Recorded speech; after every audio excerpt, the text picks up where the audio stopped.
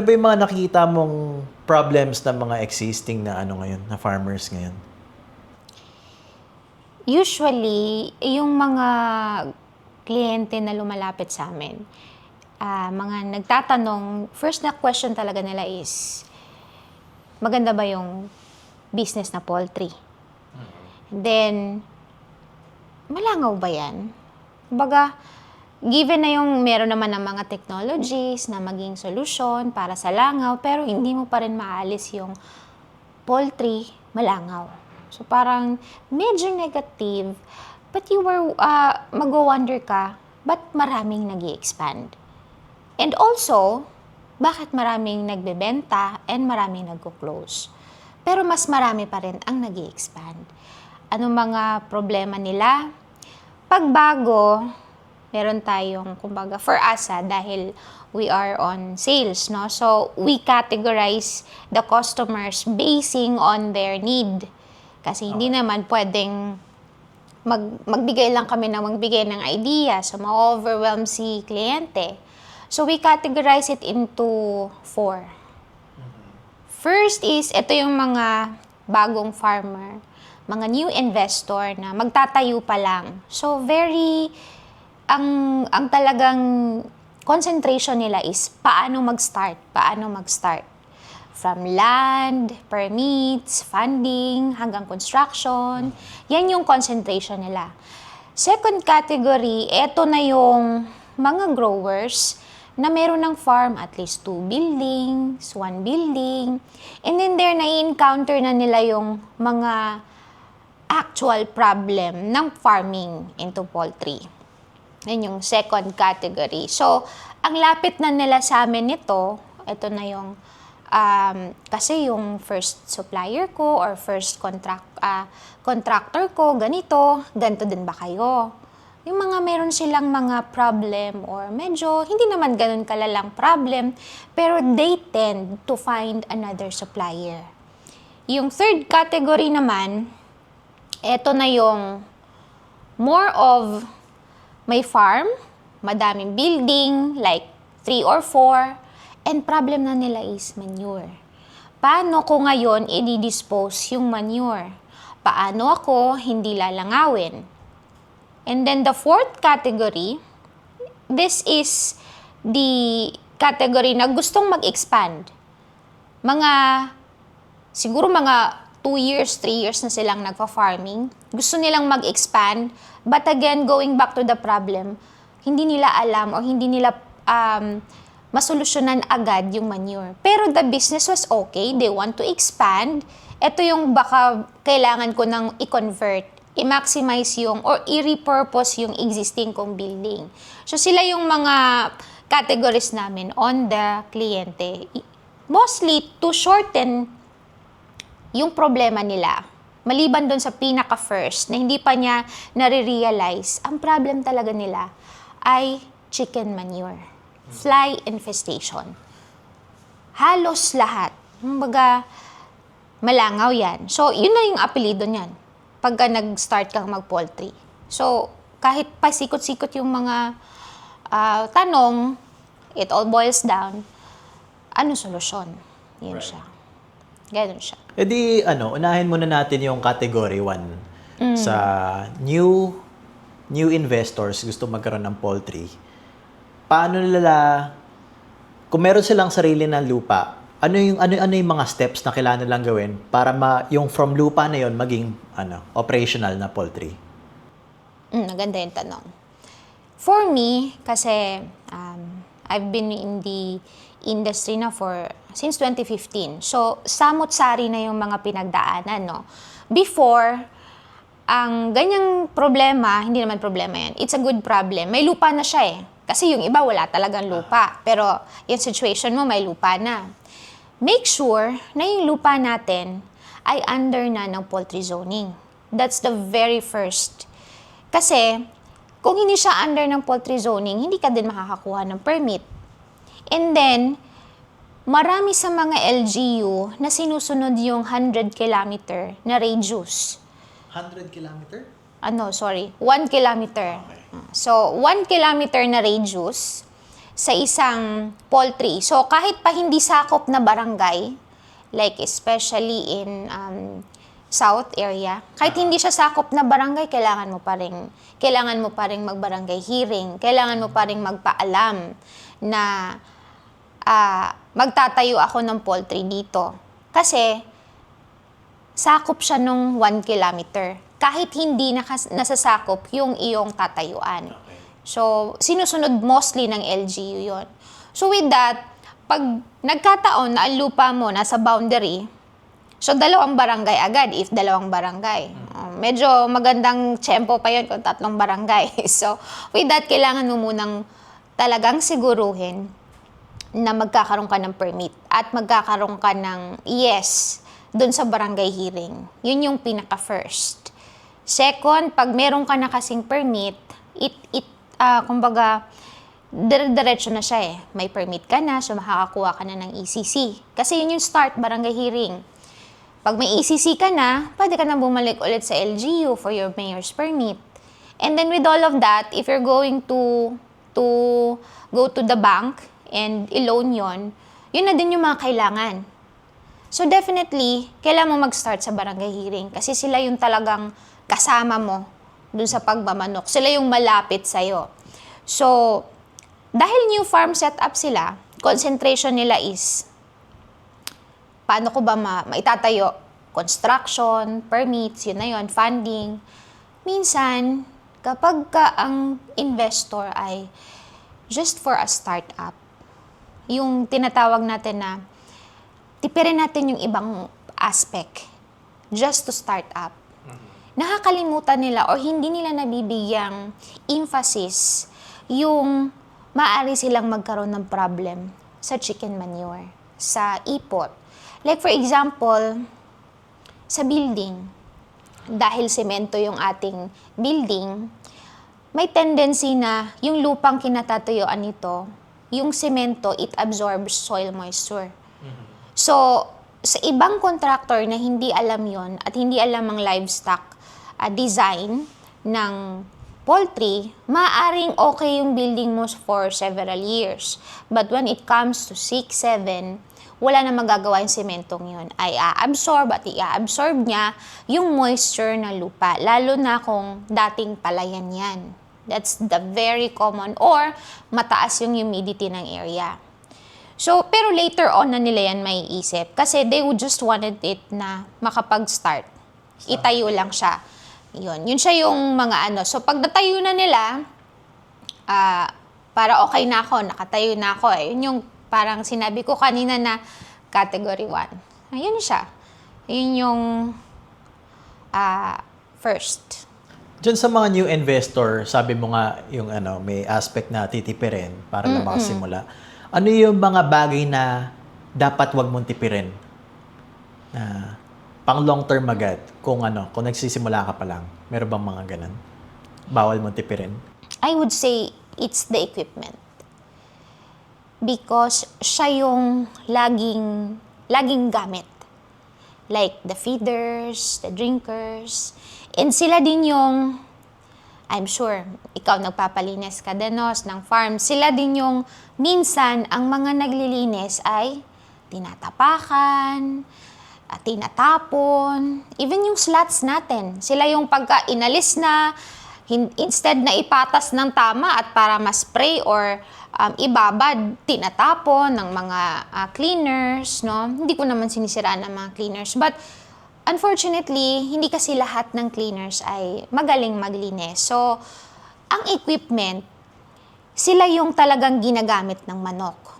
So, kung ang equipment mo from from feeders, meron kasing feeder na natatapon. Kumbaga, pagtuka ng manok, yung almost half ng feeds ay natatapon. And then, yung iba ay nakukonsume naman talaga. Pero malalaman mo yun sa FCR mo. At first, hindi mo masyadong makikita yung difference kasi in first look, akala mo pare-pareho lang lahat ng feeder. So, you'll choose the cheaper one. Kasi akala mo nga pare-pareho eh.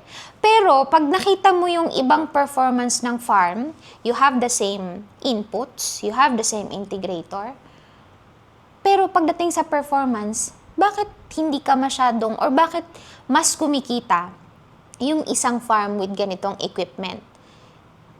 Or meron ding sa management nagkakatalo. Pero basically, if you combine it with magandang equipment na hindi mo dapat tinipid at magandang management, you will perform for a long time. Kasi yung building, may solusyon na dyan. Siyempre, meron ng mga designs ngayon, no? Pero pag ang equipment talaga, tinipid mo, like imagine, may grow ka. Biglang nag-bag down yung iyong auger. Yun yung feeder tube. Sa loob niyan may parang auger, no? So, may grow ka, tatawag ka ng troubleshooting para ayusin. Di ba napaka-hassle? Dahil tinipid mo yung iyong equipment. Secondly, dahil nagtipid ka ng equipment, wala ngayong naituro na magandang after sales. Kasi mostly na mga murang equipment, hindi sila nagko-concentrate on after sales. They are just more of selling. So, problema mo na yon if in case. Although, meron din namang mga after sales support yan, but more on parts. They do not teach you paano gamitin yung equipment mo. They don't even teach you kung paano linisin yung equipment mo. So, parang dahil nagtipid ka doon sa part na yon, sariling sikap ka ngayon. You learn it in a hard way. And then, yan na yung mga dahil hindi tayo naturuan paano linisan, although mostly ng mga integrators, nagbaback up sila dyan, seminars and everything, pero too late na sa mga investors. Kasi pumili na sila eh. Usually yung mga ganyan, growers na nila yan binibigay na seminar, mga growers na. Kasi may mga nakikita ng problems. So, bottom line, again, I would say, kung meron man sa farm setup na hindi mo dapat tipirin, yung equipment mo. Whatever your design is, whether it's CCS 3, 4, o yung multi-tier, hindi mo dapat tipirin yung equipment. Kasi sakit sa ulo pagdating ng panahon. Dun sa category 2 na meron na silang farm, pero mag-expand sila and humahanap sila ng ibang supplier, ano ba yung mga usually mistakes or nakikita nila sa dating supplier? Bakit naghumahanap sila ngayon ng bago? Actually, hindi lang naman sa ibang supplier, even sa amin. Meron din kaming mga expansion na hindi na nakuha. But it's a different way kasi for the other suppliers, for the other clients na nakukuha namin, na galing na sa ibang supplier, mostly ng mga problem nila is really after sales. Anong ibig sabihin after sales? After sales support, this is the type of, kasi nag-invest sila, no? And hindi naman yan murang investment. Malaki talaga yung investment. So, kung ang sasakyan nga, maintain natin. Well, pagdating natin sa ganitong odo, kailangan natin magpa-change oil, or within these months, kailangan natin magpa-maintain. Dapat ganun din yung equipment. Yung poultry natin. Kasi it's more than the cost of the vehicle. Ang pagkakaiba lang, yung vehicle, nakasakay ka. So, kasama yung buhay mo doon. Pero dito sa poultry, it's still a business. So, kung yun ang bread and butter mo, or kung hindi man, mahal pa rin yung investment dyan. Laging pumupunta sa amin yung ibang kliyente na meron ng ibang supplier or meron ng mga naunang buildings because of this after-sales support.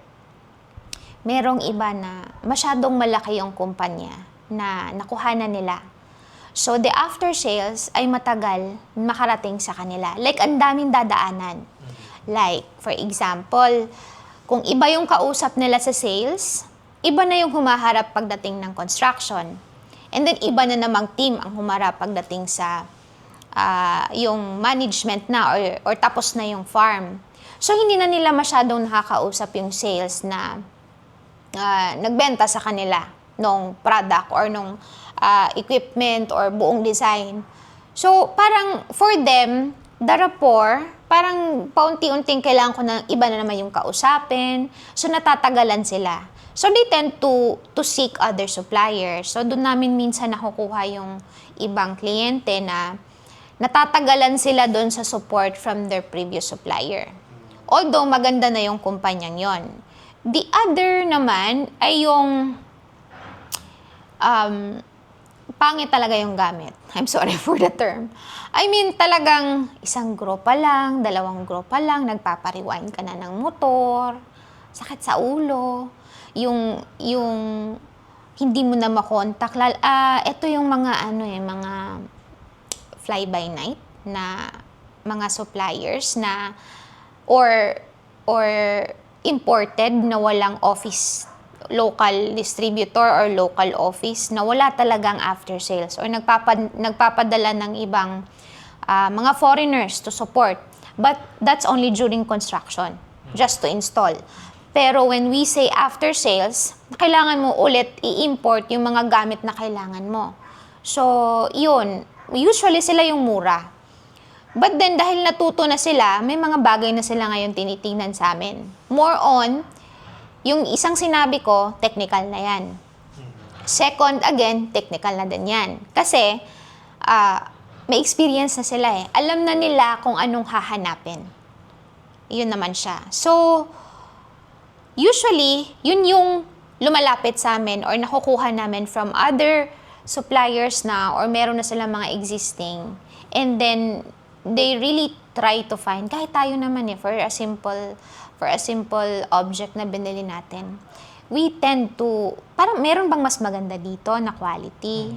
Naghahanap pa rin tayo. But if they're happy with their supplier, babalik pa rin naman sila. They're just going to seek advices from other suppliers. Pero pag happy naman sila dun sa supplier nila, babalik at babalik naman. Same with us. And then move tayo dun sa category 3, yung meron na silang farm. And then, nagsa-start na lumabas yung problema dun sa langaw. Ano ba yung dahilan? Bakit malangaw yung poultry? Ano ba yan? Dahil ba yan sa building? Dahil ba yan sa equipment? Sa pagmamanage? Ano ba yung cause niyan? Well, I'd have to say na babalik tayo dun sa category 1. Balikan lang natin ng konti. Sige. Ito yung mga growers na hindi nila nga masyadong napagtuunan ng pansin. Yung magiging problem nila, they just want the poultry na maitayo, makapag-start up. And aside sa medyo malaki ngayong ating investment cost, parang ang gusto lang nila from the first building at ang kikitain nun, yun na yung ipang i-expand. Yun yung pinaka-mindset natin sa business, no? Or ng ating mga kausap sa business. Dahil hindi nila napagtuunan ng pansin, eto na yung mga time na nag-crack pala yung semento. May kasama na din siyang management, no? Dahil natipid natin yung part na yon, nag-absorb na yung moisture. So kahit anong gawin mo, pagka meron kang ipot sa semento, mababasa at mababasa siya. Pag nabasa siya, mag-start yung ammonia, magkakalangaw ka na. Second is, nagtipid tayo dun sa equipment. Hindi maganda yung nabili nating drinker. Biglang pumuputok. Yung pumuputok na hindi natin naayos yung pressure, or kahit ayusin natin, I think, again, may kasamang management pa rin yun. Kasi kung hindi naman talagang inaalam ng management paano ayusin at paano i-manage yung kanilang equipment, ay hindi din talaga sila matututo. Pero kung talagang aalamin nila, pero hindi talaga maganda yung equipment, yan na yung bigla sumasabog, nagkakaklag. Pag may clog yung nipple, nagkakaroon na ng leak. So again, nabasa yung ipot, nagkaka-ammonia, magkakalangaw. So, basically, mayroong mga blower fans din na like for example, ngayon, medyo maganda yung ating panahon, no? Mabagyo. Hindi nila kayang i-oppose yung force majeure, yung mga pagmabagyo at nagkakaroon ng impis ng ulan, yung kanilang motors. Nagkaka-back down din yon pagka nababasa yung motor nila. So, pag hindi na tama yung hangin o yung ventilation nila sa farm dahil nag-back down yung isang or dalawang fan nila, hindi na sapat yung hangin, hindi na madadry yung ipot, at hindi naman madadry, ammonia na naman. Pag nagka-ammonia, andyan ulit yung langaw. So, ito yung mga maganda naman sana yung business. Kaya lang, dahil hindi natin napagtuunan ng pansin yung equipment na kailangan ko pala magandang motor, kailangan ko pala magandang nipple para hindi mabasa yung ating ipot. Tuloy, ngayon ako nagkalangaw. So, ang concentration ko na ngayon is paano solusyonan yung ipot. Hindi naman ipot yung business natin, yung manok. So, basically, pagka hindi maganda yung quality ng air mo, hindi din lalaki yung manok. Pag hindi lumaki yung manok, hindi din gaganda yung income. Which is, yun yung hindi nila naisip before.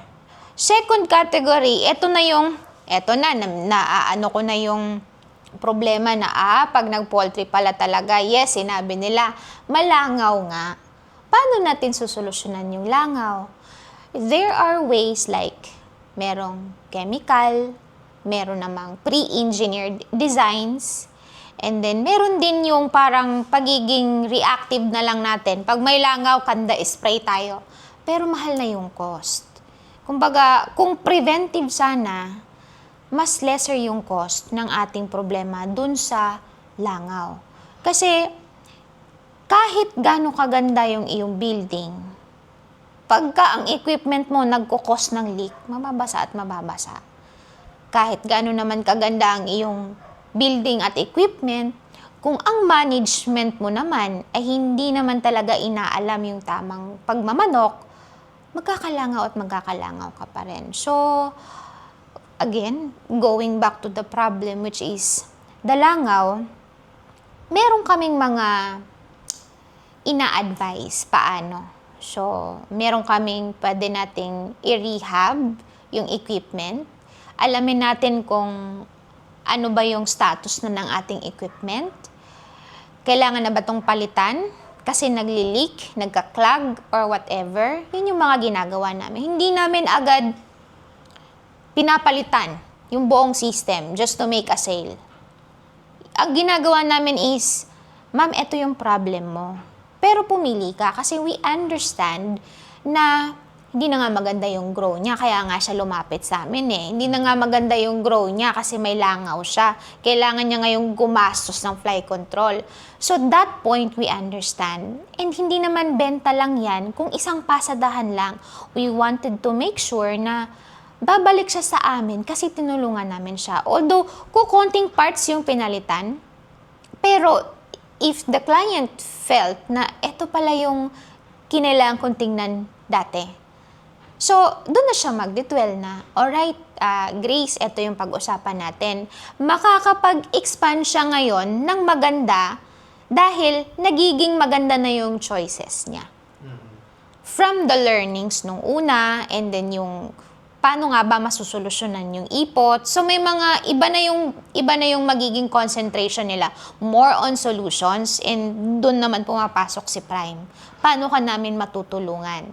Kasi basically, mostly ng mindset ng Pinoy investor, hanggat gumagana, gagamitin ko yan. Kahit pa naglilik na yan, hanggat gumagana, gagamitin ko yan. Even in sasakyan.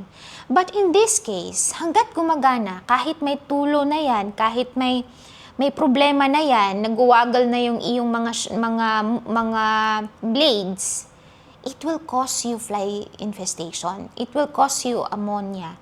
So, may kaakibat siyang problem. Which is, kung hindi natin nasolusyonan agad, problem talaga siya at maaari pang mapasara yung farm. So, yun na yung concentration nila. Yung paano solusyonan yung ipot. Kasi ramdam na nila eh. Marami ka na ba nakitang napasarang farm? Tsaka, Ay, of course. Gaano katagal yun? Usually yan, mga 3 years. Bago pa, mga 3 years. Pinapasara na yung farm. Yun yung ano nun. You mean 3 years pa lang gumagana yung farm, pinasara na Pinasara na. Hindi mo pa nababawi po na? Yes, hindi pa talaga. Hindi pa talaga. Yan na yung mga going back, nakapagkuha ng permit. Pero Kasi sa poultry, kahit tayo yung nauna dun sa certain area, kahit pinakasulok na tayo, pag meron niyang accessible road, in 2 years time, lalapit at lalapit yung community. Yeah. And then yung community yon na nauna ka naman, sila din yung magrereklamo sa'yo. Parang gano'n, no? So, kahit nung nag-start ka nung poultry, ay okay yung iyong barangay hearing kasi nga kukonti pa yung tao. Later on the years, nandyan na yung mga community. Sila talaga magpapasara sa atin. Kasi sila yung sumasagap ng langaw. I mean, yung amoy, yung langaw, konting, lalo ngayon may social media. Ay nako, konting post lang yan. Iyak talaga ang growers. Kahit na hindi naman talaga siya malangaw. Ang talagang dahilan is, in that community talaga malangaw. Pero dahil dumaan yung harvest truck, sila yung oo. So, yan yung mga times na pag pumunta yung LGU sa poultry, hindi naman talaga malangaw yung poultry, yung community. So, malaking din na makisama tayo and they have to understand na may part sila, kaya lang talaga. Kaya sinusunod na mostly ng LGU yung 1 kilometer yung radius. Yun talaga siya. Kasi community, kalaban talaga natin sila. Hindi naman kalaban, pero sila yung... Gusto ma-pervasive. Yes, oo. Kaya nga gusto nila environmental friendly. But aside from environmental friendly, community friendly talaga yung ating farm na itatayo. Kasi mahirap na. Dito sa case namin, ganyan din, no? Malapit lang sa amin yung mga kapitbahay. Oh, I could see So, nga. nandun lang, no? Kaya, inunahan na namin, hindi kami naglagay ng slots kasi napag-alaman ko na yung slots, yan pala yung isa sa leading cause kung bakit malangaw. Pwede mo bang i-touch yun? Yung bakit slots, ipa, kasi kami nag-ipa kami. Bago ko sagutin, can I also ask, kamusta yung quality ng inyong manok? Medyo mas mababa yung performance namin Yeah. pag nakaipa. Alright. Actually, yun naman yung nakita kasi ng ibang LGU, no? Kasi LGU ang nagpapatupad niyan, tama? LGU. So, sila ang nagpapatupad ng IPA kasi lesser yung langaw kapag ka may IPA. But, unfortunately sa atin, na growers, hindi ganun kaganda yung manok natin pag nag-IPA. Pero, si slots kasi, if you would imagine, no? Since grower ka naman, mga around 40, ganyan, 40 cm yung layo. Ito yung ipot, nandyan na yung manok, ito na yung chick area. So, halimbawa, kapag nasa 24 days ka na, sumakapal na yung ipot mo. Kapag ka nakaslots ka, maganda yung breast area ng manok. So, pag maganda yung breast area ng manok, basically, medyo high quality yung iyong manok. Mas maganda yung quality ng manok. Pag nakaipa ka, nandun sila kasama sa ipa. So, madumi yung manok, even yung ipa, nakakain nila. Mataba nga yung manok mo, pero hindi ganun kaganda yung meat. Talagang iba yung quality. Pero, yun yung naging solusyon lang for the langaw. But for your quality ng manok, hindi siya ganun kaganda. So, the business still not going so good, just enough. But not performing as best. Just enough to suffice yung ating makaikot yung business. Pero pag sinabi mo talagang yung efficiency niya or magandang performance, hindi talaga siya ganun. So, kung nakaslots ka, ang kailangan maintindihan, kaya kami minsan, we also give time to let the LGU understand the technology. Na kapag ka nagbabarangay hearing kami, kasi ako, personally, I go to barangay hearings. I explain not just to the residents ng barangay, but first is talagang doon sa barangay officials. Kasi katulong mo silang magpaliwanag doon. So going back, kung nakaslots ka, medyo maganda yung iyong quality ng manok, maganda yung equipment mo, so mas makakabawi ka kumpara doon sa nakaipa ka talaga. Pero again, Kapag ka yung nakaslots at nag-leak yung iyong drinker, hindi mo agad makikita. Maaamoy mo na lang, pero hindi mo agad makikita. So, yun lang yung advantage dun sa IPA. Pwede mong linisin yung IPA, yung area na basa. But for the slots, kailangan mong tanggalin at alamin nasan ba yung area, which is basically hindi mo makikita yung kabuuan, 'di ba? Hahanapin mo pa saan ba yung may amoy? Saan ba yung natulo na saan ba yung nababasa? So, yun yung mga doon. So, if the integrator will choose. Naka-commercial ka ngayon, no? So, for the contract growers, if the integrator will choose naka-slots or naka-IPA, naka-slots pa rin yung mas pinipili nila. But sometimes, kung saan ka nakatayo na farm, you have to abide also. Yeah. Kung talagang IPA yung mas ordinansa nilang ipa-go. Yun naman siya. Yeah, kasi bukod dun sa yung breast quality, yung problema ng sa IPA yung nagsusugat yung paa. And then syempre kapag sabi mo nga madumi yung manok. And then kasama pa dun yung profitability kasi gumagastos ako every grow para bumili ng bagong IPA eh. Yeah. Totoo. So, ang budget ko dyan mga 50K per grow. Tapos, hindi ko na mabebenta yung ipot. Kasi hindi na good quality. Oo, kasi sa slots, makukuha mo siya ng puro. Ito, hindi. May kasama ng ipa eh. Ayaw naman yun ng mga nagtatanim ng gulay. Yes, farmers. So, hindi ko na nga mabebenta, magbabayad pa ako para tanggalin nila yung yung ipa para maitapon lang. Yeah. So, ang laki ng difference sa profitability. And also, if I would share, sa amin sa South, yung IPA, talaga scarcity. Scarcity. Yeah, tama. Ang hirap bumili ng ipang maganda ang quality para pang start ng brooding, I mean, pang grow.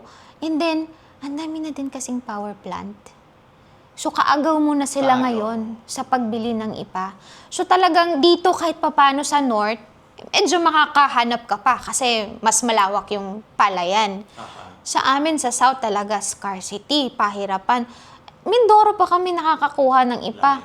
If talagang yung LGU ay So, doon sa mga area na ganon, good thing the LGU, medyo maalam na din sila. May mga certain areas kami sa South, like Candelaria, hindi na sila pumapayag kapag ang poultry itatayo ay hindi elevated. Like bandang Sariaya, ayaw na nilang mag-approve kapag yung poultry mo hindi elevated or nung una, dalawa yan, hindi elevated at yung multi-tier. Kapag multi-tier ang itatayo mo or elevated, mas malaki yung chance mong aaprubahan ng LGU. But then again, meron din kasing multi-tier na nagkakalangaw. So, parang bumalik sila doon sa, sige, mag-ano muna tayo, i-weigh in muna, multi-tier ba or elevated? Elevated muna tayo sa LGU na part. Kasi nagkaroon sila ng experience na kahit pala multi-tier na, or kahit pala elevated na, or CCS4 na, nagkakalangaw pa din. Still boils down to management. Pero malaki pa rin yung advantage ng CCS4. So, total na-touch mo na naman yun, no? So, dalawa yung solution ngayon na long term. Well, una-una yung IPA, kung hindi ka pwedeng magkaroon ng mas malaking building or mas malaking budget para sa multi-tier, pwede mong tanggalin yung slots, gagawin mo IPA. Pero, sabi ko nga, dahil mababa rin yung profitability and yung quality ng manok, medyo mas maganda pa rin sa slots.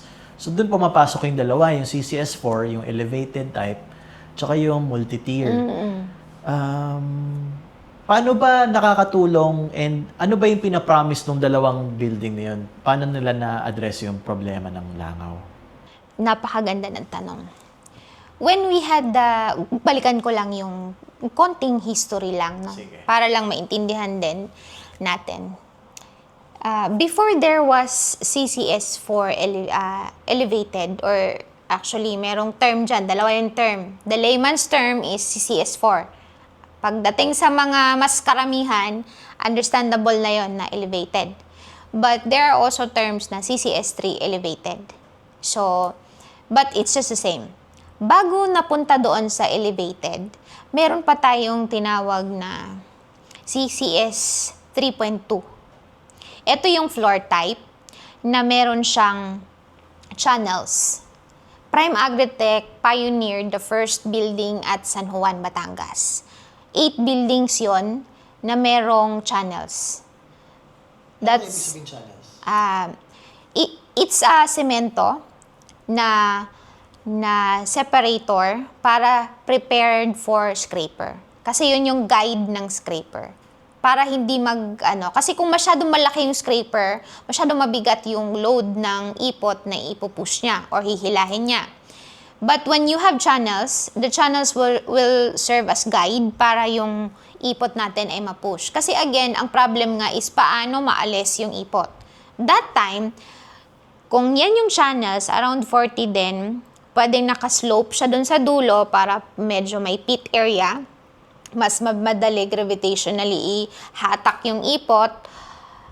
Slat area naman tong taas. Yun na yung check area. Yun na yung check area natin. So, nakalock yun. And then, yung building namin na yon, hindi naman talaga siya nag-go into scraper. But the performance is good dahil maganda yung ventilation. So, tuyo din yung ipot sa ilalim. Hindi din siya ganun nagka-problema sa langaw. It's still working till now. So, mga 2012 pa yon. So, with that, naging maganda. So, parang, bakit hindi natin naisipan ng mga integrator o ng mga nagdi-design ng poultry na bakit hindi natin gawing elevated?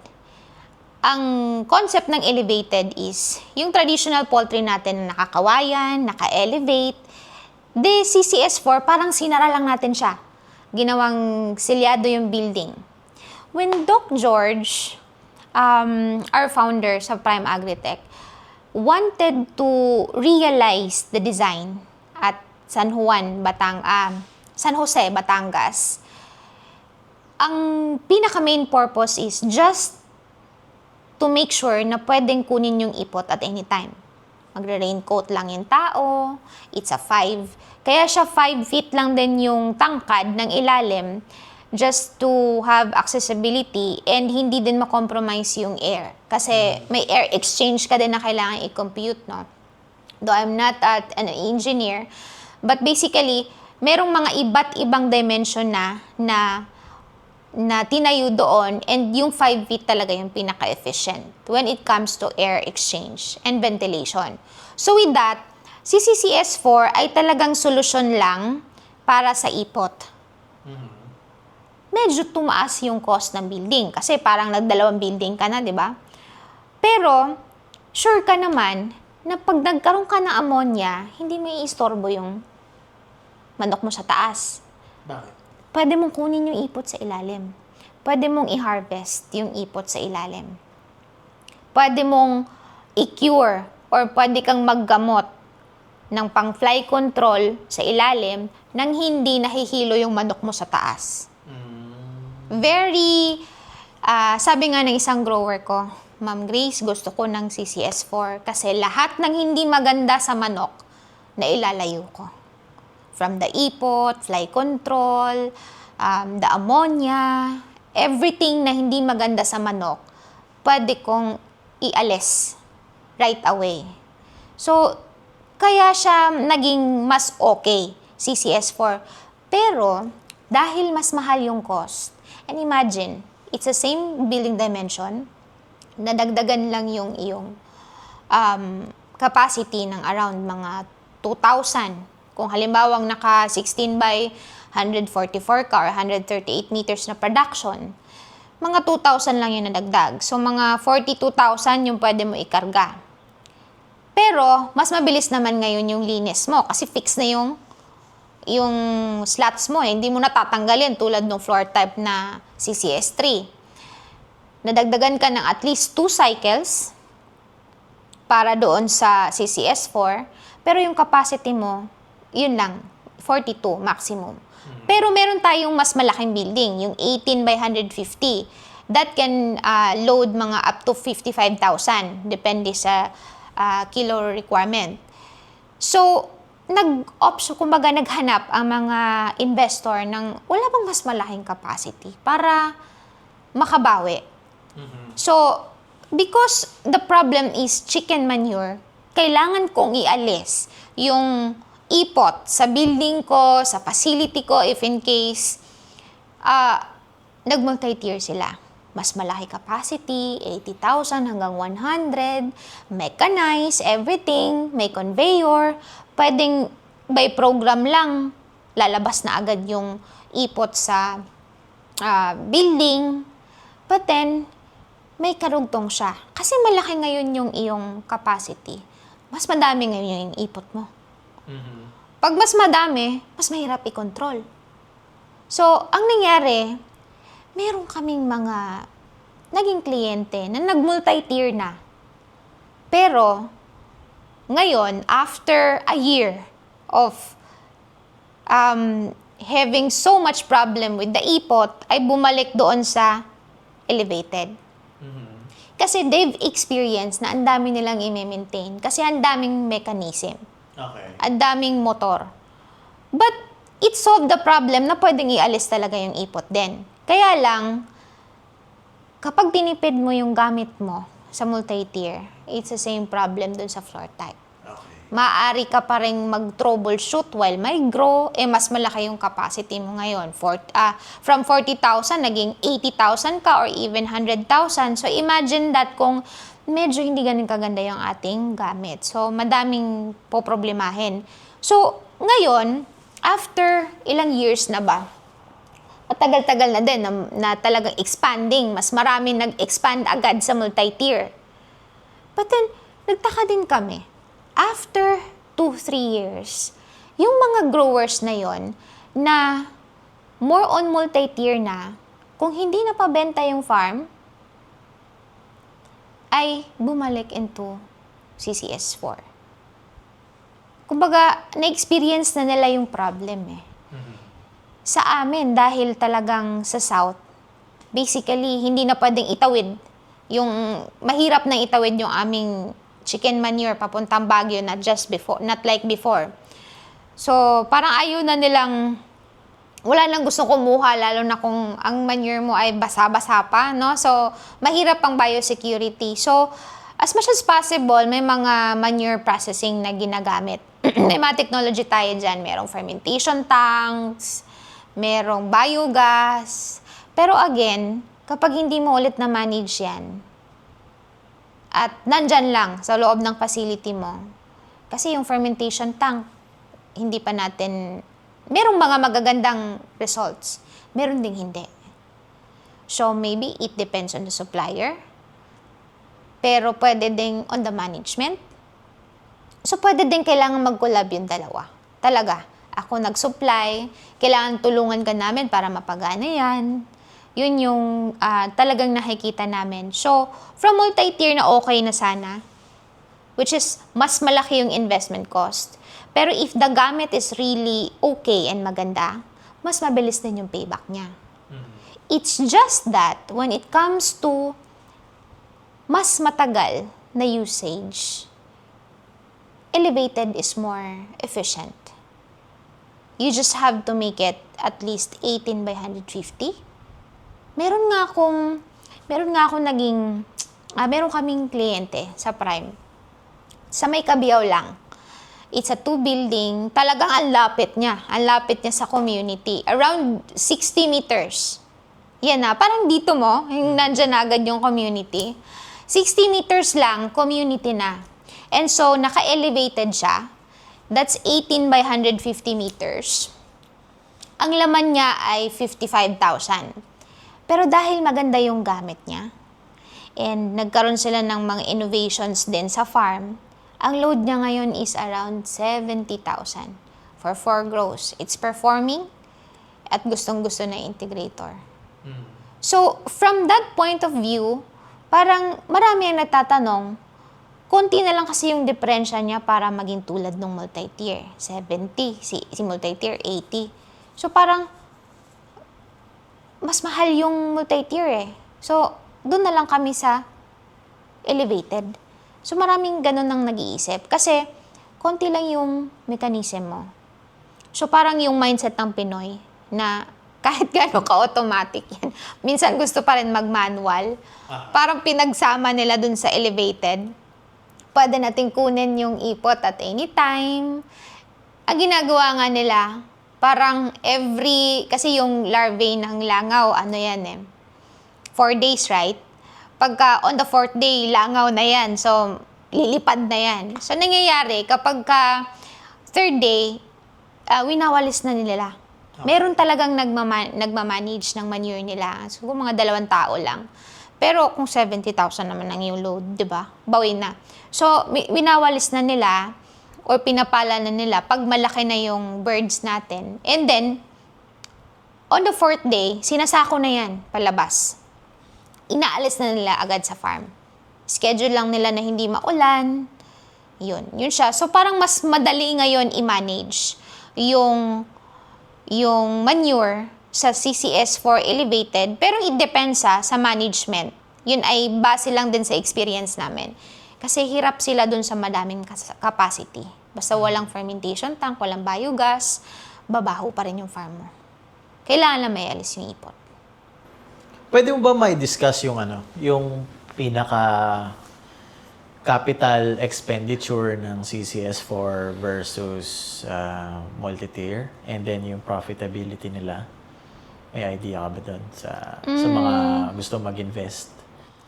Meron naman. Pero I would, to be safer, kasi syempre, meron kasing mga China brand, merong European brand, mayong US brand, may Indian brand.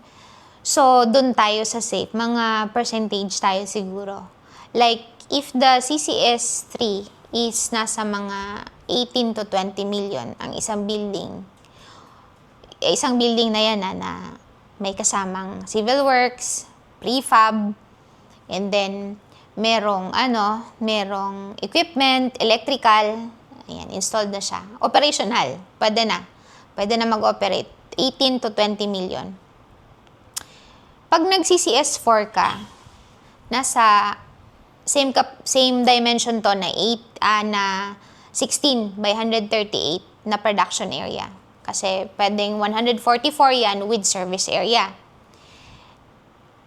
In that dimension, pag CCS4, siguro nasa mga 20, ngayon, sa price ngayon, after the fuel price hikes talaga, nasa mga 25 hanggang 27. Okay. Pero ang madadagdag lang na nun is, capacity nun is 2,000 hanggang 2,500. So, 42,005, ganun. Depende sa weight requirement. Sa multi-tier,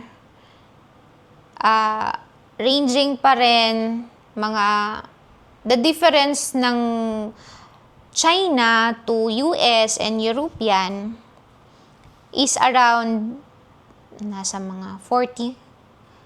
Tumatakbo yan nag-start ng 31 hanggang 46. Ganon kalayo. Kasi from China, European, ang pagkakaiba kasi meron tayong, sa multi-tier meron kasi manual harvest din, na hindi agad sinasabi ng supplier, na manual lang pala ako. Pero may conveyor na siya, ng ipot. May manure conveyor na siya. So, pwede nang ialis yung iyong manure conveyor. Pwede nang ialis sa building ang iyong manure. Yun siya. And then, kaya siya nagmamahal depende sa specs dahil meron din kasing automatic talaga. Like automatic yung iba, automatic nang hina-harvest, yung manure and yung birds. Yung iba naman, meron ng automatic yung pakainan. Meron din namang manual pagdating sa harvest. So, depende sa specs. Yun siya yung mga lumalapit na prices. But definitely, mas mahal talaga ang multi-tier. Medyo nakakatakot lang dahil mas madaming mechanism. Mas madaming motor, mas madaming equipment. So, required ba na magkaroon ka ng fermentation tank para doon? Or di naman? If isang building ka pa lang naman, hindi naman talaga siya required na fermentation tank. What's required ng ECC is meron kang prepared na manure processing, whether it's fermentation tank, it's biogas, it's manure dryer, if you have yung, kasi ngayon pwede na din gawin na charcoal yung mga chicken manure pang ano din sa power plant. So, parang, it doesn't have to be fermentation tank. It just have to be a manure processing prepared on your farm kasi mas madami ngayon yung capacity mo, kahit isang building ka pa lang. But, if nag-start ka ng dalawa, kailangan yung manure processing mo present na talaga sa farm. Okay. Kasi, kung aantayin mo, pwede namang antayin at nagsisearch ka pa, no? Kaya lang, usually, pag nandyan yung ipot, oh, by the way, you can also build a manure storage. Basta kailangan maganda yung design and hindi magkakaroon ng ammonia yung ating ipot sa loob. Merong mga design, we also do that. We also do the designs ng mga manure storage para just in case, tulad ngayon mabagyo, hindi mo basta-basta mayaalis yung mga ipot, no? So, just build a safe manure storage para kahit nandyan sa farm mo, although it's another investment, 'di ba? Pagka nagpo-poultry ka talaga, apelido mo yung pag-i-invest din para sa ipot. Yun talaga siya. Madaming paraan, pero may kasamang cost talaga siya. Totoo ba na pare-pareho lang lahat ng equipment? Hindi. Hindi. Ano yung pinagkaiba? Nabanggit ko na sa unang tingin, we thought yung mga feeder lines natin, yung mga feed pa natin, pare-pareho lang. Pero hindi. Merong mga feeder, yung gamit mo ba yung may grills? Hindi ka pa nakagamit nung walang grills or grillless. Alright.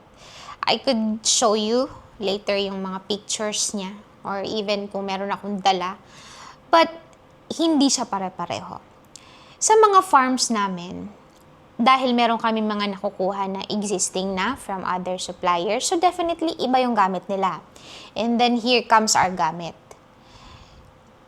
From their statement, doon sa aming grillless, which is, if I mention the brand, can I mention the brand? Yeah. Valenta, from VDL, Netherlands ang brand na to.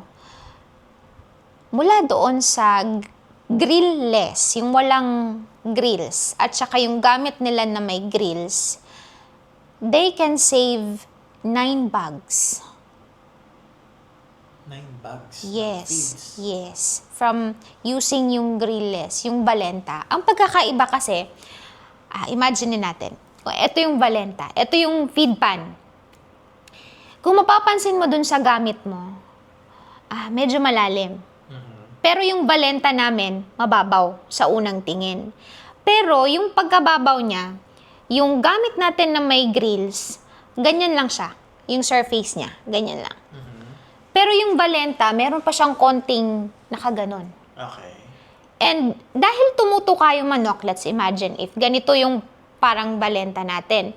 Pag tumuka yung manok, syempre paggilid yan, di ba? So, meron siyang fins. Tawag namin doon ay fins. So, pag tumuka yung manok, dahil pagilid yan, babangga doon sa fins. Babalik. Dahil meron siyang ganito na nakapalibot doon sa pan, pag tumuka naman dito na area, babalik din. So, definitely, lesser yung kanyang spillage. Okay. Mas mataas ngayon yung FCR mo. So, kumbaga parang kung basketball, no, nagre-rebound yung yung feeds papalik. Yes, nagre-rebound.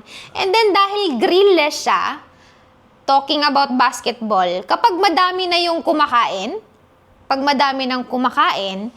dahil grills, syempre sumasabit yung leeg ng ibang manok. Okay. So, nababox out ngayon yung iba. Okay. So, kailangan accessible sila. Kasi sa broiler, if we're really talking about broiler, anlikain tayo ang manok. Hindi tayo, ang manok pala. Anlikain ng manok, kailangan ma-convert natin yung feeds, ma-convert yung feeds. Paano kung hindi sila nakakakain lahat right away? So, yung masiba talaga, hindi nakakakain yung mga mahinang kumain. So, kahit broiler yan, maganda pa rin. Kahit ikaw, di ba, may selection ka. Pag madami ngayon yung mas maliit mo at madami yung malaki, di ba siniselect nyo din para makahabol yung maliliit doon sa malalaki. Kaya mas maganda yung Valenta kasi maaga mo nakukuha yung uniformity. Next siguro is, totoo ba na hindi porket malaki ang ininvest mo, malaki rin yung kikitain mo? Ay, true. Bakit?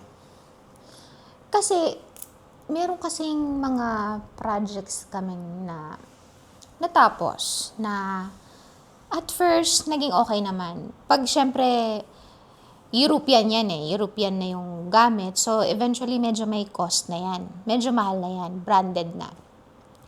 Pero, tulad nga ng sabi ko, kahit maganda yung bahay mo, kahit maganda yung equipment mo, pag ang management, hindi talaga siya, kumbaga, hindi lahat ng tao pare-pareho ang malasakit. Pwedeng yung tao mo dati, hindi na siya yung tao mo ngayon. If yung management ay hindi talaga natuunan ng pansin, yung pangkalahatan, hindi din siya kumikita ng maganda.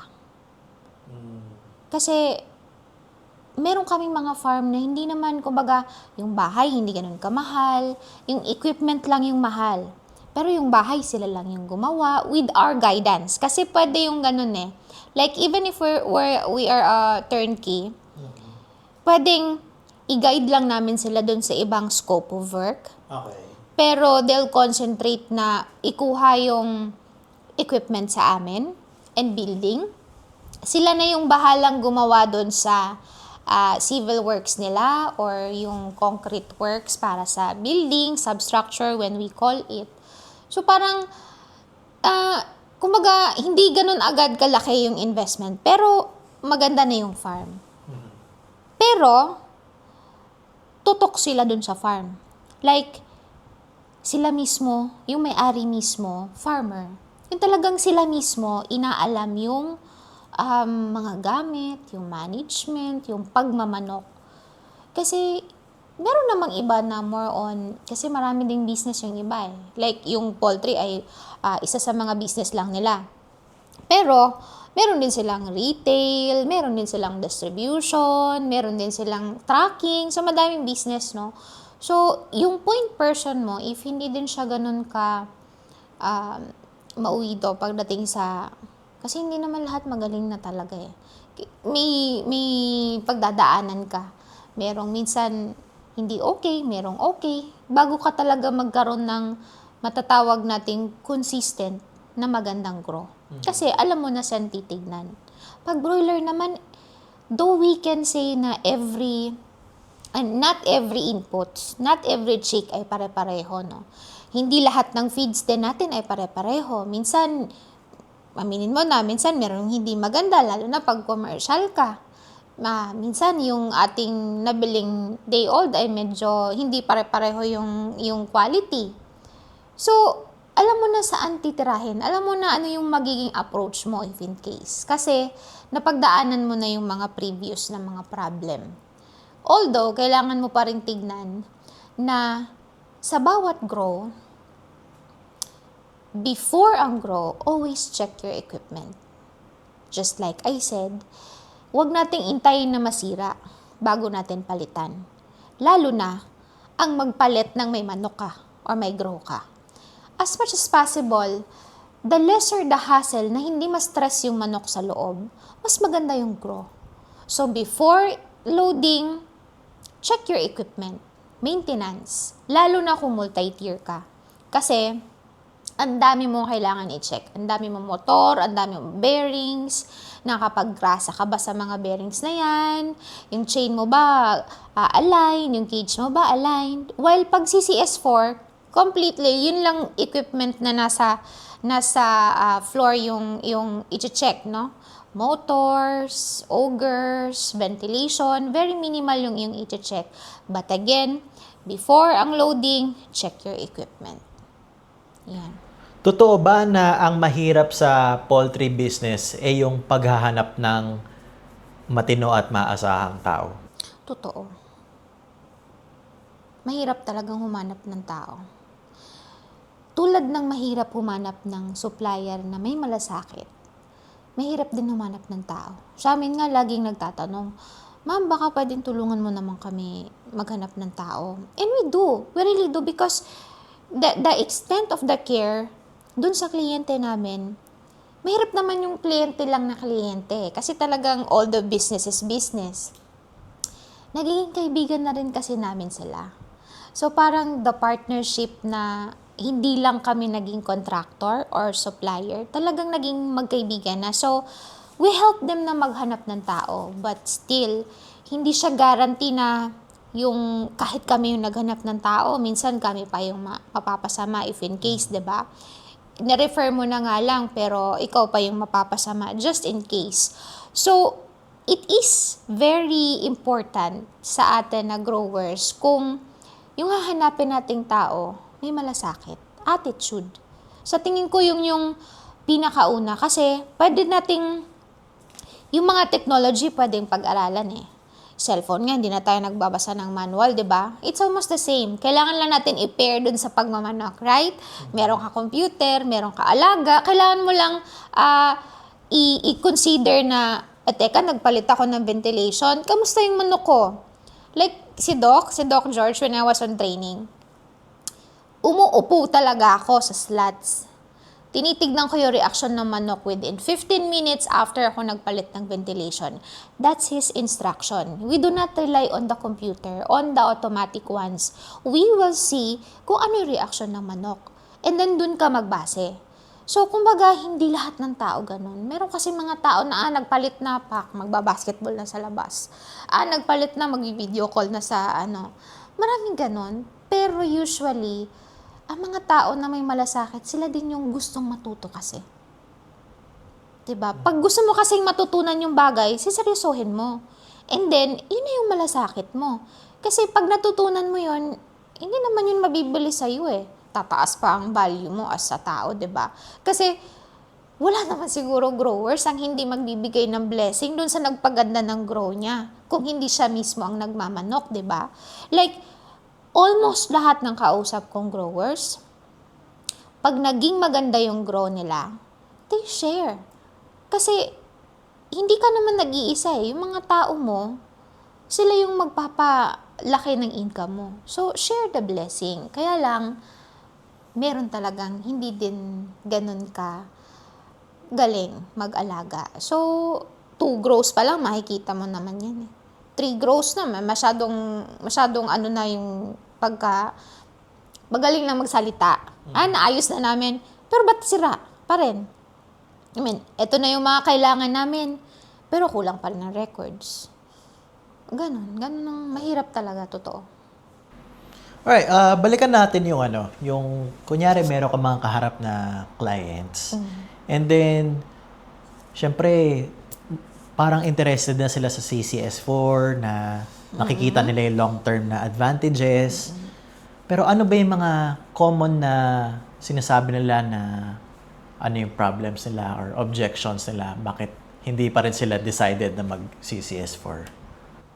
Alright. First is, lumaki yung building.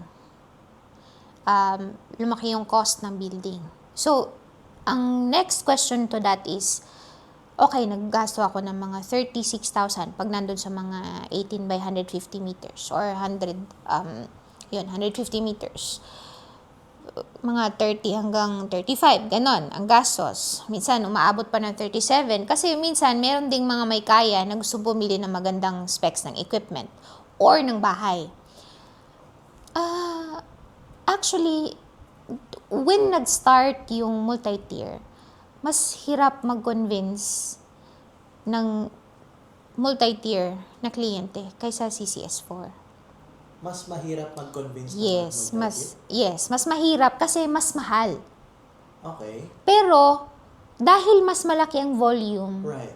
mas nagde-decide sila doon. Although, mahirap silang i-convince kasi natatakot sila na, ang daming motor niyan, ang daming 80,000, ilang tao? Same lang yung tao na kailangan mo doon sa doon sa CCS4. Pero ang CCS4, dahil nga konti lang yung capacity na naidadagdag sa bahay, because hindi pa masyadong na-explore yung 150, yung 55,000, doon pa lang sa 42,000. Medyo nag-aalanganin sila. Kasi sa unang tingin, parang 2 bahay na din yon. Dapat may manok na din yung ilalim ko. Kasi business ang iniisip natin eh. Pero kung iniisip natin, kikita na yan ng maganda. Pero kahit papano, magiging community friendly yan at mas madaling i-manage, saka lang nila nare-realize na, dito tayo sa elevated. Kasi mas gamay namin. Kung nag-aaral pa lang kaming mag-poultry, hindi pa kami ganun kagaling, at gusto namin na hindi magka-problema sa langaw, elevated ako. Yun yung mindset ng mga businessman. Lagi lang nilang iniisip na, kasi nga, masolusyonan yung, malangaw yan. So, pagka nag-CCS4 ba ay maliles yung langaw. Yes, maliles yung langaw. Management pa rin. Pero pag hindi ginandahan yung iyong management, syempre, magkakalangaw ka pa rin. At least lang, with CCS4, may solusyon. Kailangan mo lang gawin. So, yung pinaka nakukuha ko sa sinasabi mo is, yung mga farm na meron na sila dati, yung mga existing na sila, na CCS 1, 2, 3, parang kumbaga, hindi na naiba sa kanila yung CCS 4. Parehas na lang rin. Kumbaga, sanay na sila. Nagkaroon lang ng silong sa baba. Pero yung multi-tier, kumbaga, completely iba yung style niya eh. Yes, iba yung approach. Malaki ba yung yung impact nun? Okay. Well, na-mention mo na din. Imagine you have 4 rows. Each of them has end units, yung pinakadulo niya. With at least 4 na motor para sa pakainan, 4 na motor para sa conveyor, and if automatic pa yung kanyang harvest slots, 4 ulit na motor para dyan. So, ang dami mong iintindihan na motor doon. What if, ang nagbenta sa'yo niyan, pagpalagay lang natin in check, no? Nagpadala ng supervisory. Pag nag-grow ka at nagkaroon ka ng problema, saan ka hahanap ng support?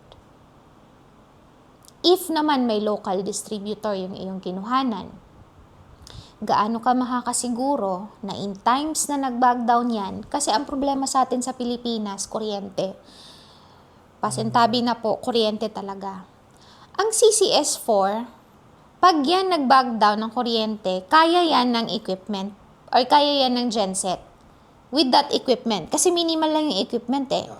Pero pag ang multi-tier, binagyo ka at wala ka talagang backup sa kuryente, yung backup mo nagkaroon pa ng problema, wala, tsugi lahat ng manok mo dyan. And that's 80,000 to 100,000. So parang, para sa baguhan na gustong alamin yung pagpo-poultry, mas gusto nila yung CCS4. Ngayon na meron ng comparison na. Kasi before, mahal lang ang nakikita nila sa CCS4. Mahal yan, tas walang manok ang ilalim, ipot lang. Ngayon na marami na silang nakikitang problem sa multi-tier, bumabalik sila ngayon sa CCS4. Kasi nare-realize talaga nila na first, kuryente. Yun na nga, pag nag-back down, kaya agad ng generator mo. And then, hindi ganun kalaking generator ang kailangan. Kasi konti lang yung equipment kumpara dito sa multi-tier. Secondly, yung iyong manure. Kasi, dito sa CCS4, mas madali mo i-manage yung manure. Kahit manual. Kahit ipapala mo siya, wawalisin mo siya, isasaking mo siya, pwede mo pa rin siyang hindi kunin pero nakasako na dyan sa ilalim ng iyong manure area. Or magdagdag tayo, kasi meron naman talagang ventilation yan sa manure area. That's around 4 din, mga 3. Box lang. And then yung sa chick area, mayroon siyang cone. So, pwedeng paandarin natin yung ventilation sa ilalim if needed. Pero if tuyo naman yung ipot, kasi, paano ba? Ito yung chick area. Pagpalagay natin nasa mga, mababa ako eh. Pero pagpalagay na lang natin, ito yung 5 feet, no? So, nandyan yung biga, nandyan yung... Pagbagsak ng ipot, meron na kasing air gap. So, meron ng hangin din na tutuyo doon sa ipot. Eventually, may drying na nangyayari doon pa lang. While doon sa conveyor, sa MTC or multi-tier kasi, ang aisle, yung pagitan ng bawat rows, nandun ang hangin, hindi doon sa cage. So, kailangan maganda din yung ventilation mo para yung cross air ay aabot hanggang dun sa mga conveyor. Ngayon, kung hindi, at kulang yung iyong ventilation, yun yung naging unang problem. Though paunti-unti, nagkaroon ng solusyon yun. Pero ganun pa rin. Mas madali pa rin i-manage yung CCS4. So, una mo nabanggit is yung profitability. Yes. Dahil nga, nagmahal ang capital. Sabi mo, from yung CCS3, nasa 20. And then CCS4 is 28. Yeah. Tama? So, merong 8 million dyan na wala namang extra capacity. Pero dahil nga sa multi-tier, lumaki ang capital mo, pero lumaki naman din yung volume ng manok. So, yun yung una-una. Meron pa ba besides doon sa talagang capital? Well, yun. Sa multi-tier, kahit madami na ngayong nagtatayo, hirap pa rin makahanap ng tao. Okay. Kasi hindi nila mapagsasabay yung automation. Ang Pinoy talaga, kahit turuan mo ng automation, bihirang-bihira ang nakakuha na gagamitin talaga yung automation. Kasi sanay sila doon sa dipindot pa rin. Parang bumili yung may-ari ng buong setup, no? Automation, computer, and everything.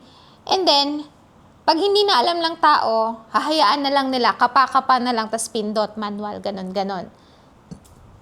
Madami yung equipment mo kapag multi-tier. So, mahirap kapain. So, ang nangyayari, 3 years, yan na yun, nagbebentahan na. Kung nakikita mo sa Facebook, di ba? Ang dami ng mga multi-tier na binibenta, 3 years pa lang. Even 1 year pa nga lang, binibenta na nila. Bakit? Samantalang yung mga CCS3 natin dati, kung hindi dumating yan ng 7 years, hindi na yan mapapabenta, di ba? Parang mag-i-expand at mag-i-expand pa rin sila. Pero sa multi-tier, medyo nangangapayan. After ng mga 2 building, problema na nila ipot. And then ipot, nandiyan na yung problema ng maintenance ng equipment.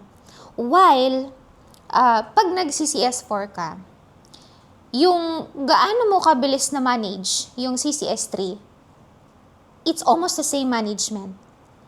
Madali mo lang ngayon kuhanin yung ipot. Madali mo lang solusyonan pag nagka-ammonia. Again, lahat ng hindi maganda sa manok mo na ilalayo mo sa kanya. And aside from that, kapag naka-CCS4 ka at magaling ka ng magmanok, pwede mo siyang i-upgrade into multi-tier. Pwede ba yun? Pwede siya. Kasi, malaki na yung area mo eh. Tatanggalin mo na lang yung slots mo. Yung flooring niya. Yes. Ng manok. If kaya mo na talagang magmanok ng madami kasi ang medyo kinatatakutan ng iba, masyado malaki yung capacity. Pero this time, if galing ka sa CCS4, at kaya mo na talagang magmalaking capacity, like, you know how to manage your manure, you know how to manage the tao, you know how to manage the business itself, yun na yung pangkalahatan, then you can go to a higher volume, which is the multi-tier. So, mas friendly sa beginners yung CCS4? Exactly. Okay. Yun yung mas mas ma-appreciate nila yung tulong mo. Kasi dito sa multi-tier, yes, malaki benta. Kung benta-benta lang, gusto ko multi-tier kasi mas malaki benta. Pero mahihirapan silang mag-expand. So they would not appreciate the business right away. Parang naisip lang nila, ang laki ng investment. Tapos, syempre, mahihirapan sila. So parang, kumita nga ako, pero, alam mo yun, parang palpitate ka din. Parang ganun. While pag nag-CCS4 ka, medyo magaan-gaan yung feeling. So, kaya mo dalhin. Yun naman siya. Nabanggit mo kanina yung yung CCS4 farm dun sa San Jose. Yeah, that's our first. Ano bang kwento nun? Paano yun nagsimula? And then, kamusta na siya ngayon? Oo. It's still running. That's 2014 namin siya ginawa. So, mga matagal-tagal na din. Dalawang building siya na CCS4 elevated.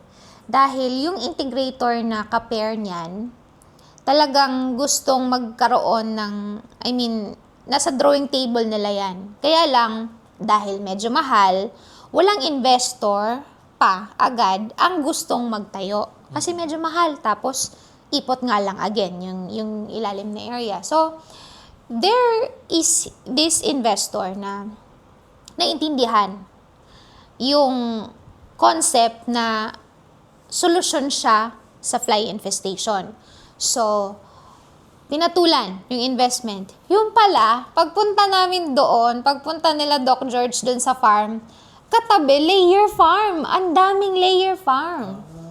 So, parang, sabi, okay daw yan, okay. Kasi approve sa poultry. Kaya naman pala approve sa poultry. Kasi ang paligid, poultry naman talaga. So, para siyang nag-iisang broiler lang actually dun sa, ang mga layer, open housing, di ba? So, parang mas prone sila magkaroon ng sakit and langaw kaysa doon sa CCS4. Eventually, dahil nga yun, mahal yung CCS4, no? Hindi agad na-appreciate. Just like what I said, na hindi agad na-appreciate ng investor. Kasi hindi naman siya talaga ang nagtatao dun eh. Mga point person lang din. So, nag-expand siya dahil maganda yung grow niya. As in, maganda. I could share the performance ng mga grow niya for the almost 1 year niya na grow. Walang napaka-consistent ng kanyang grow. And then, syempre, kumita. Nag-expand siya into CCS3. So nag-downgrade siya? Nag-downgrade. Totoo, funny no? Pero nag-downgrade siya. From CCS4, kasi the investor thought, mahal lang siya. Hindi nga pa na-appreciate. Okay. Mahal lang. So, eto ngayon, nag-expand siya ng mga CCS3. Nung una, para sa supplier na tulad namin, para sa contractor, parang, syempre, lost sale yun, no? Kasi hindi sa aming design yun. But then, blessing in disguise pa rin. Kasi, right there, na-compare niya yung performance ng dalawa. Okay. And so, over the years, dahil maganda naman yung farm, medyo management pa din, nagkakaroon pa rin ng langaw. Pero wala langaw doon sa CCS4. Nakikita right there, nagkakaroon sila ng parang, hindi naman apple to apple, pero very present yung comparison, CCS4 and then CCS3, and then yung performance. As in, hinihila ng CCS3 yung performance ng CCS4. Inihila ng CCS3 yung performance pababa. Yes, pababa. Kasi maganda na yung, parang ang nagdadala lang ng performance nila is yung dalawang bahay lang. Tapos meron pang ibang CCS4. I think mga 4 pa yung in-expand. Kasi meron pa namang space eh. Mga 3 buildings pa na CCS3. Nakita nila yung diferensya talaga ng ano. And so, over the years, nagkaroon ng parang binili yung farm dahil third generation na din kasi yung may-ari. So, syempre, iba na yung line of business na gusto. So, binili yung farm and then yung nakabili really appreciate the CCS4 and expanding into CCS4. Kasi from there, nakita niya na yung difference. Na-absorb niya, naintindihan niya. And so, we have this pre-engineered design ng CCS4 combined with the good equipment, alam mo, over the years, nag 9 years na siya, nag 10 years pa siya. Ang pinalitan lang namin mga capacitor. Kasi nga, single phase. And hirap talaga tayo sa kuryente. Very fluctuating. So, halos yun lang ang blades. Yan, madalas yung palitan. Kasi napapasok ng daga. O nga pala. Importante ang pest control sa farms. Pakiusap sa mga growers. I-mind nyo din ang pest control. Kasi, pag may poultry tayo, may mga daga, ang lalaki. So, kailangan din siyang pagtuunan ng pansin kasi nakakasira din siya ng equipment. Ng cooling pads, yung cooling pads mo ba hindi ginangat-ngat? Food nila yan. Kaya dapat may screen. May screen siya and then talagang meron kang pest control din sa area. Kasi pag nakapasok sila at umaandar yung iyong blower fans, mababali yung iyong blades. Kung hindi naman yan plastic at yung aluminum o yung bakal, hindi naman mababali pero magwawagal.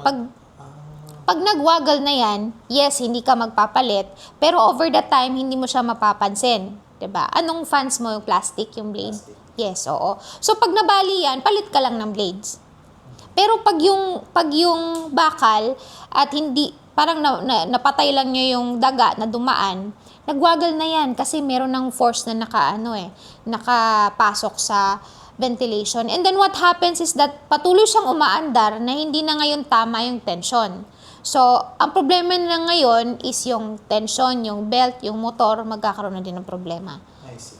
So, parang mas okay yung plastic na nabasag, plastic lang yung papalitan mo. Kaysa dito sa bakal, na pag hindi mo napansin at umandar yan at umiyak na yan, ibig sabihin may problema na yung fans mo. I see. Yan, yun siya. Kaya okay yung fans mo. So, going back dun sa farm na yun, iba na pala may-ari. Iba na. Pero expanding into CCS4. Paano yun? Meron pa ba siyang katabing lupa or yung... Ay, ano na? Ibang site na. Ibang site na. Hindi na dun pwede talaga. Hindi na pwede. Sayang naman yun kasi meron siya dalawang CCS4 tapos yung iba niya CCS3. Hindi na mapapakinabangan yung CCS3 na. Pwedeng i-convert yun into CCS4. Anong convert? CCS3, may semento na tayo. Yung i-repurpose natin yung existing building na CCS3, iaangat natin yung kanyang PU, kung naka-PU man yan, and then isisemento din natin yung wall. So, i-convert lang natin siya. Parang iaangat siya. Yes, iaangat, and then magkakaroon ka rin ng slat framing para ma-repurpose natin and maging CCS4. Pwede siyang ganon. Yun yung ginagawa namin sa mga existing, yung category 2 namin na existing farm na, existing building, pero nagkakalangaw. So, ito yung mga gustong i-maximize yung existing nila na building. Kasi, mahirap humanap ng lupa. Lupa. Magtatagal pa ulit. Magtatagal pa ulit. Okay. Tsaka merong offer dyan ng mga banks. Like, meron yung tinatawag na it's a green, parang more on, kasi CCS4, going to environmental friendly, community friendly. So, parang parang counterpart niya yung para mga solar. So, nagpapa-lending ang bangko dyan. It's go green. Yun yung tema nila dyan. If magko-convert ka. So, may mga opportunities din. Kasi even yung banks, naintindihan. Meron pa bang ibang mga clients na nag-CCS4 and kamusta yung experience nila bukod dun sa San Jose? Marami. We have Mindanao. Yeah. Mindanao naman, 2 building. Dahil ganun din, madaming community at malapit sa community. So what the investor did is, medyo naka-setback yung kanyang building from the barangay road. Malaki yung setback. Pero tanaw kasi medyo tanaw yung buildings. Yung harap, ginawa niyang parang park. So, ang nangyari, open yung nasa harap, not literally open na like, parang venue lang siya, parang event na, dahil may malapit na school, the school can have an event dun sa harap. Meron talaga siyang parang gazebo, parang pwede maging meeting place, para talagang ma-appreciate nila na poultry yung nasa likod and hindi kami malangaw. Management, ang ganda ng management nila. So, ganon. Meron pang dito sa Cabiao, yun po yung 60 meters lang community na. Pero, ang ganda ng grow nila, ang ginagawa naman nila doon ay every 4 days, winawalis na nila or pinapala na kapag malaki na yung bird, yung ipot pagilid para isaking. Para madali nila isa. Yes. And then, pag nasaking na, schedule na, if the weather is good, ilalabas na ngayon nila yung manure. I see. Marami actually, ngayon, I don't know sa iba, pero for me, mas marami akong kausap ngayon na leaning on CCS4. And meron sa mga kausap ko, they've been doing the poultry na with multi-tier. Na parang gusto na lang nilang ibalik sa CCS4. I see. Kasi mas madali nga naman. Mas para sa kanila, mas madaling para sa pagkakaintindi nila, knowing they've experienced the CCS, the multi-tier. Siyempre, sila yun eh. Ganun kasi yung kakilala ko rin. Meron siya expansion ngayon. And then, nagpatayo siya, CCS4. Kasi nga naman, ang dami niyang tao, lahat sila familiar na sa paano gamitin yung building na yan, CCS3. So, kung CCS4, napakadali na lang ng transition. Mas madali mag-adapt yung tao niya. Yeah. Mga mabilisang question lang. Ano yung best na investment na pwedeng gawin ng isang investor para sa poultry nila? Best investment, mapamalaki o maliit yung poultry natin. Siguro I would say put more attention also on investing to proper chicken manure management, whether it's technology or kasi meron ngayon yung sa fermentation tank, yung product nun ay fertilizer. Yung biogas naman, yung product niya ay pwedeng electricity, yung methane ay magagamit natin into LPG, pwedeng marami. Pero if i-maximize natin siya na talagang magkaroon tayo ng generator at talagang gagamitin natin siya into electricity or even sa fans natin, ay magiging useful siya. Kahit papano, hindi mo siya titignan na nag-invest ka lang para sa ipot. Ginamit mo din talaga sa poultry mo. Kasi, if in case nag-poultry ka lang at hindi mo binigyang pansin yung chicken manure, that will eventually your problem in the next years to come. So, better na ngayon pa lang, solusyonan mo na. Ano yung pinakamalaking mistake na ginawa ng isang client na nakita mo?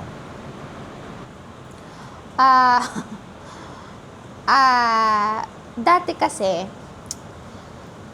although natuto na tayo from this, i-share ko lang. Dati kasi, way back mga 2000s, mga ganon, iba ang supplier ng bahay. Kasi mostly na time, semento pa lang. Iba yung supplier ng equipment. Iba yung supplier iba yung nag-i-install pa. Iba yung supplier ng ibang gamit niya. Iba yung sa tubig. Iba-iba ang supplier. 2012 na lang nagkaroon ng concept si Prime na amin lahat. Parang maging turnkey yung term. From land development hanggang sa installation, lahat. But before, dahil nga iba-iba yung provider, hindi nagkakaroon ng collaboration. Common mistakes is that akala na may-ari, okay na lahat. Pagdating ng equipment, hindi pala may kakasa. Kasi may kulang na ganito, may kulang na ganito, may kulang na ganyan. So better na if ever, hindi natin kukunin lahat. Better na magkaroon siya ng collaboration talaga. Like, bago natin galawin yung buong lupa, ano yung kailangan ko i-prepare? Si investor dapat hingin na niya lahat. Kasi minsan, yung mga supplier, natatakot silang sabihin. Kasi iniisip nila na baka magreklamo ka naman, meron pa palang ganito, meron pa palang ganito, meron pa palang ganyan. So, ang ginagawa, pag kailangan, saka lang sinasabi. So, we, as investor, we need to know ano pa yung mga kailangan ko. Hindi ka pa nagsisimula, ano pa yung mga kailangan ko. Example, yung ating land development. Dapat nakaplano na din doon saan ang ating gate, saan ang filtration area, saan ang powerhouse, para maging aligned din sa magiging workflow ng tao. Which is very important. Yun usually yung yung naging problem na naitayo ko na lahat. Ang ganda ng building ko, pero wala pala akong insulation. Ayan, that's another part, no? Pero usually, dahil hindi turnkey madalas ang kinukuha ng investor, pag hindi collaborated, walang collaboration sa mga suppliers, contractors, and everything, late mo na malalaman na problema mo pala to. So, kailangan laging updated yung collaboration. Yan. Anong part ng equipment ang hinding-hindi mo pwedeng tipirin? Isang bagay lang ng equipment. Broiler. I would say ventilation. Pwede dalawa. Namili, no? Sige. Dalawa. Ventilation and feeding. For me, kasi sa ventilation, from the word itself, tunnel vent, that's the heart of your building. That's the heart of your equipment. If you do have a better and good na efficient pa, if you have a better ventilation, meron kang bird comfort. So, kung may bird comfort, kakain yung manok mo. So, parang ang ating negosyo ay for meat. So, kailangan mag-convert sila into meat. And the next is, dahil kakain sila, kailangan yung ating feeding system ay magandang klase. As in, meron kasing madaming ang mga feeding system na nagkakaroon ng spillage. Which is sayang din, yung naging spillage mo. Supposedly ay pwede mo na i-convert yon. Pero dahil natapon lang siya, dahil hindi maganda yung ating feed pan, so parang sayang. So for me, and then isunod ko ba yung ating drinker lines. Kasi madalas yan ang dahilan kung bakit nababasa yung ipot. Yun siya. So that 3 components, kailangan magandang quality. Ano yung pinaka mahirap na customer na ma-convince? Paano mahirap? Anong klaseng customer yung mahirap i-convince? Describe mo yung yung klase ng customer na mahirap ma-convince. Baka masaktan yung mga baka masaktan yung mga kliyente, no? Actually, mahirap yung yung sakto lang yung budget. For me, kasi kahit ako, personally, as much as I wanted to help the client, if yun lang talaga yung kaya niya, 'di ba? So, what can I do? Kasi yun lang yung kaya niya eh. Pinapaintindi ko sa kanya na, sige sir, tulungan ka namin, or sige ma'am, tulungan ka namin, kahit dito ka na muna mag-invest. Kasi ito yung kaya ng budget. And then, just make sure na maganda yung kikitain niya. Kasi dun mo siya i-guide eh. Dun mo siya ginaid. Tapos, pag na-appreciate niya yon, hopefully, babalikan ka niya. And pag nag-perform siya ng maganda, with that investment cost na hindi naman talaga ganun kamahal, kasi mahirap din tanggihan eh. Sabihin, tayo, diba? Nang-i-snub tayo ng kliyente. Pero hindi naman kasi lahat afford talaga ang European. Pero kung nakapag-try ka na ng European, mahirap na din mag-switch. Kasi you would really appreciate na minsan ka lang magto-troubleshoot. Compare dun sa madaming beses kang nag-rewind. Yun siya. One word para ma-describe mo yung trabaho mo. Paano ba? Nag-isip ako dun One word para ma-describe ko yung trabaho ko.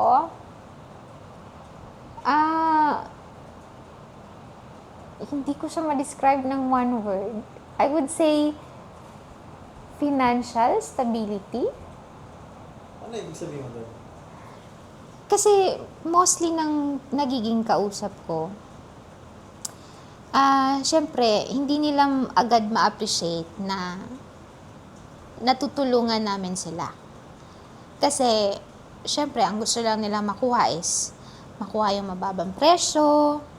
And then, ang dami ko kasing pre-sales lagi na ginagawa on my clients without expecting anything.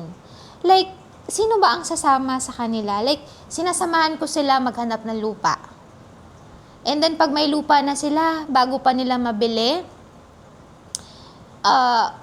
kailangan kong tumulong din paano i-set up yung kanilang lupa. So, ipapagawa namin yung sa engineer.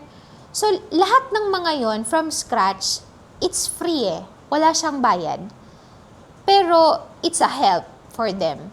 Na later on lang nila marirealize na, tinulungan pa. Actually, madami akong kausap na binalikan ako for a thank you. Kasi hindi naman yan full-pledged agad na magiging sayo. Kahit tinulungan mo yan from scratch, from barangay hearings, nandun ako, nagpapaliwanag ako. Kasi mas maiintindihan nila yung layman's term kaysa engineering term. And so, when they're okay with the business, they would thank me kahit ilang years nang nakalipas. But I appreciate na naalala nila kung paano ko sila tinulungan. Yun siya. And somehow, naging stable na sila sa business nila. And the expansion, pwede na bumalik sa akin, di ba? If hindi naging akin. Ganon. So parang yung one word mo is tulungan. Tulong talaga, tulong. Para sa mga nanonood sa podcast natin, sa first episode ng podcast natin, kung meron sila matututunan na isang Hindi ako bagay sanay. lang, ano yung bagay na yan? Para sa mga nanonood, whether you are a new investor for poultry, whether it's broiler, breeder, or layer, and para din dun sa mga meron ng poultry, kasi alam naman natin talaga na yung chicken manure yung problema. And may solusyon na ngayon. Maybe the next thing na kailangan nating pagtuunang pansin is yung usage sa equipment na maging matagal. Kasi ang equipment natin, exposed siya sa lahat. Sa manok, sa cleaning, sa management, siya talaga ang number one tool mo. Even sa fly infestation, malaking bagay din ang equipment. So hopefully, natutunan po natin na wag nating tipirin yung equipment. Yung bahay pwedeng gawa ng paraan. Yung semento, ibang parts. But the equipment, budgetan natin. Yun siya. I think. Alright, thank you so Yun much, na. Ma'am Grace. Para sa mga gusto kang makontak, saan ka ba nila po? Oh yeah. Prime Agritech, main office po namin is San Fernando, Pampanga. Barangay San Isidro, Pilar Village. Sa Pampanga po kami. But we have projects nationwide. Meron po tayong Facebook account, Prime Agritech. And then may webpage din po tayo, primeagritech.com. And then meron din po tayong mga numbers na siguro ay ipa-flash na lang po sa screen. Opo. And I also have my Facebook, may YouTube. May YouTube din ako. Nandun yung ibang operation tools namin. And yun lang naman po. Sa mga anong bagay mo sila pwedeng, anong klaseng inquiry yung pwede mo sila matulungan? Lahat po. Broiler, bagong setup, may farm ka na, multi-tier ka ba, breeder ka ba, layer ka ba, lahat po na pwede naming maitulong, makapag-expand, magtayo, or even maintenance, pwede po namin kayong tulungan.